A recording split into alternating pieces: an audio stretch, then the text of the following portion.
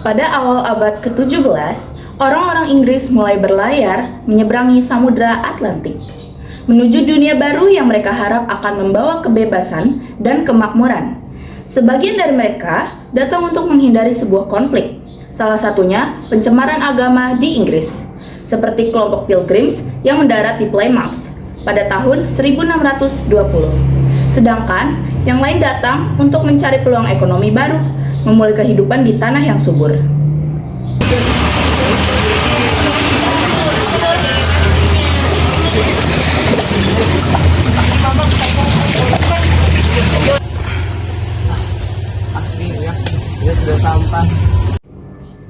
Namun, tidak semua datang secara sukarela.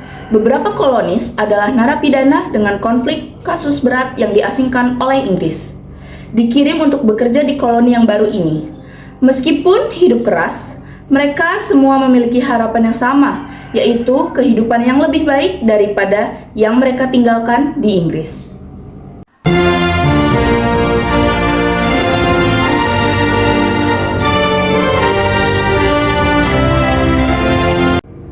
Selama bertahun-tahun, koloni-koloni ini berkembang dan menjadi bagian dari Kekaisaran Inggris. Setelah Inggris terlibat dalam perang 7 tahun melawan Prancis, hal ini menjadi awal mula konflik revolusi ini yang mengakibatkan negara ini menghadapi krisis keuangan besar. Untuk menutupi biaya perang, Parlemen Inggris mulai memberlakukan pajak baru di koloni-koloni Amerika, meski koloni-koloni ini tidak memiliki perwakilan di parlemen. Kawan, Inggris tidak berhak mengungut pajak kita tanpa perwakilan parlemen. Itu adalah pelanggaran hak-hak kita sebagai orang Inggris. Benar Samuel, pajak gula, pajak perangkol, semua ini adalah tanda bahwa Inggris memandang kita hanya sebagai sapi perah. Kita bekerja keras tanah ini dan mereka mengambil hasilnya. Jika Inggris terus memaksakan kebijakan tanpa mendengar suara kita, maka kita tidak punya pilihan lain selain melawan. Kita bukan bawahan yang bisa diatur seenaknya. Mereka memang tidak tahu diri, datang tanpa diundang, tapi kita menyambutnya. Dan sekarang, dia bersikap semena-mena. Ayo kita lawan mereka, tidak ada baiknya juga hanya diam-diam begini. Ini tanah kita, harusnya kita yang bebas ngotak-atik, bukan mereka. Ayo kita luncurkan strategi.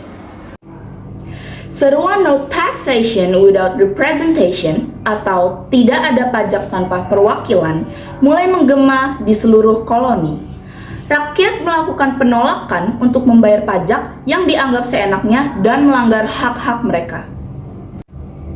Untuk menghadapi kebijakan Inggris, ditemukan resolusi dari 13 koloni. Resolusi tersebut dibuat dengan dilakukan perkumpulan 13 koloni di Philadelphia pada tahun 1774 dalam Kongres Kontinental pertama. Mereka menyusun perlawanan terhadap pajak yang memberatkan dan hak-hak mereka yang diinjak-injak. Maaf saudara-saudara, saya telah datang.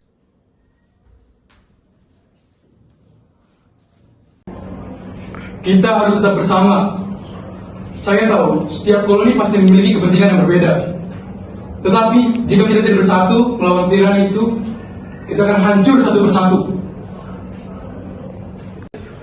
Kita harus berusaha mencari solusi damai. Petisi kita harus sampai kepada Raja George III. Jika kita bisa membuatnya mengerti bahwa hanya kita menuntut hak kita, mungkin ada harapan untuk menghindari konflik. Dengar Dixon, aku menghargai upaya diplomasi, tapi aku tidak yakin kita akan mendapatkan hal yang kita inginkan dengan hanya mengirim surat. Inggris tidak akan mendengarkan kita. Inggris menganggap kita hanya koloni yang tidak berdaya. Kita memakai cara yang terlebih dahulu, mungkin saja mereka mendengarkan. Jika tidak, kita mencari cara lain yang membuat mereka seperti kalah kami. Jangan lupakan prinsip kita dari awal. Inggris itu macam iblis.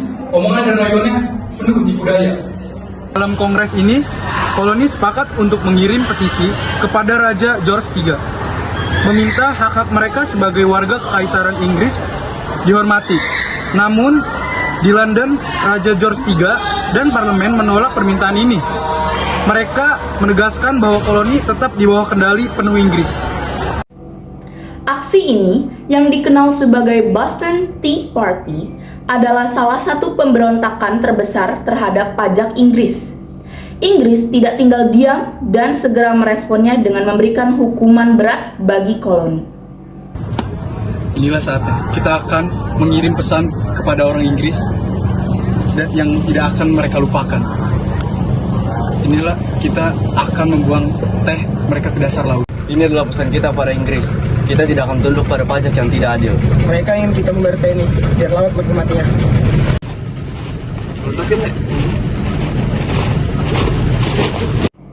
Tindakan Inggris semakin keras. Setelah Boston Tea Party, Parlemen Inggris memberlakukan Coercive Acts atau yang dikenal oleh koloni sebagai Intolerable Acts, serangkaian undang-undang yang memperketat kontrol atas koloni, terutama Massachusetts. Koloni-koloni berkumpul kembali dalam Kongres Kontinental kedua untuk membahas langkah berikutnya. Kita telah mengirim petisi. Kita telah memohon kepada Inggris, tetapi mereka tidak mendengar. Jika kita ingin mempertahankan hak kita harus mempertimbangkan semua kemungkinan termasuk perperangan. Kita tidak punya pilihan lain. Kita harus bersiap untuk perang. Ini bukan sekedar tentang pajak lagi. Ini tentang kebebasan kita sebagai suatu bangsa. Tidak ada yang menginginkan perang, tetapi terkadang perang adalah salah satu cara untuk mendapat kebebasan. Jika kita tidak melawan sekarang, apa yang akan terjadi pada anak-anak kita? Hanya inilah satu-satunya cara untuk merenggut kembali tanah kebanggaan kita. Halo saudaraku. Meski sebagian besar koloni berharap akan solusi damai, persiapan untuk perang mulai dilakukan. George Washington dipilih untuk memimpin tentara kontinental.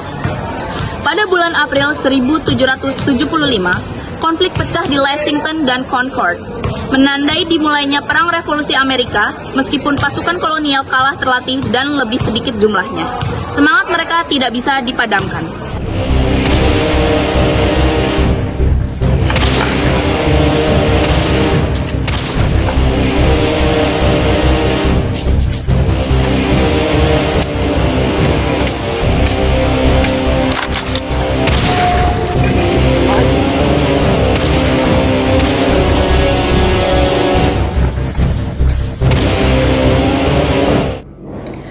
Ini awalnya sulit bagi koloni.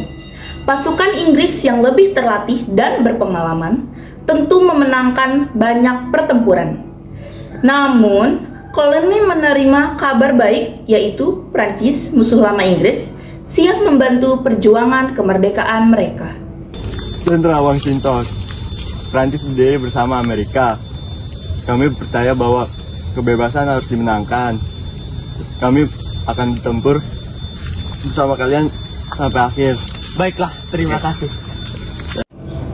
Pada tahun 1778, Prancis secara resmi bergabung dalam perang di pihak Amerika. Prancis mengirimkan tentara, kapal perang, dan persediaan untuk membantu koloni. Dukungan Prancis memberi harapan baru bagi perjuangan Amerika.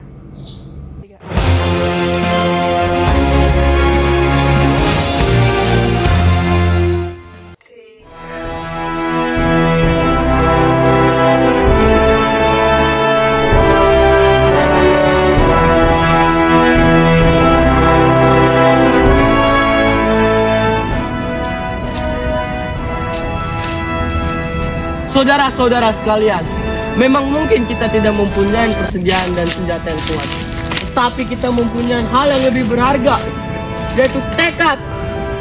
Kita berperang bukan untuk hari ini, tetapi untuk masa depan Amerika yang lebih baik. Unite mi conta! Unite mi conta!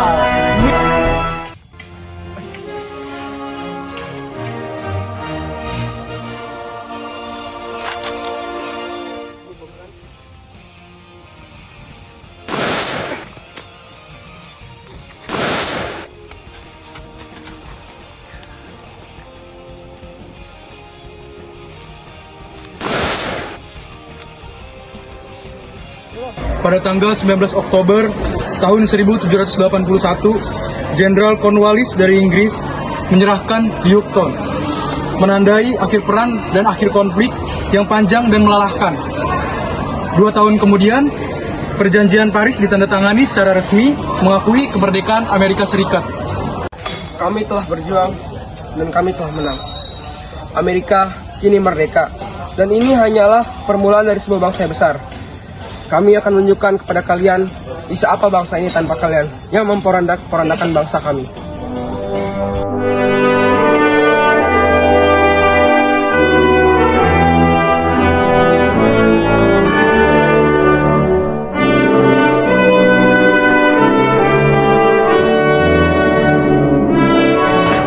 Revolusi Amerika bukan sekedar perang melawan Inggris. Itu adalah perjuangan untuk nilai-nilai kebebasan, kesetaraan, dan hak untuk menentukan nasib sendiri. Perjuangan ini menginspirasi dunia, membuktikan bahwa dengan keberanian dan persatuan, tirani dapat dilawan dan kebebasan dapat diraih.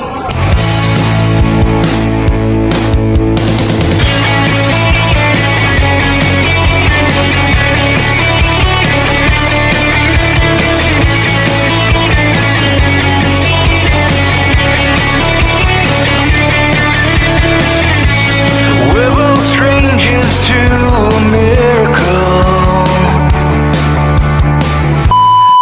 Main buat behind the scene kan?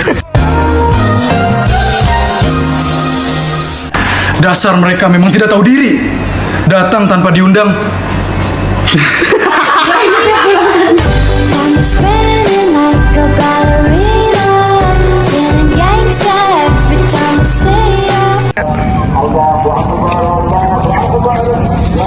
Saudara-saudara sekalian.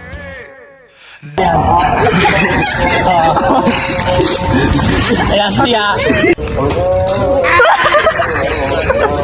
Masa ketawa kok? Masa ketawa. Ketawa pas jatuh.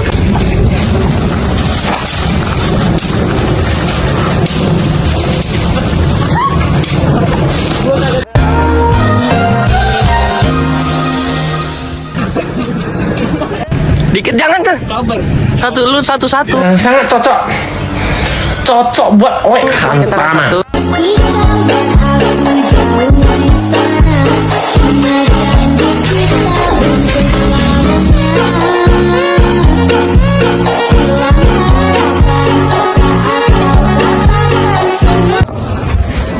selamanya. Kita harus tetap bersama. Saya.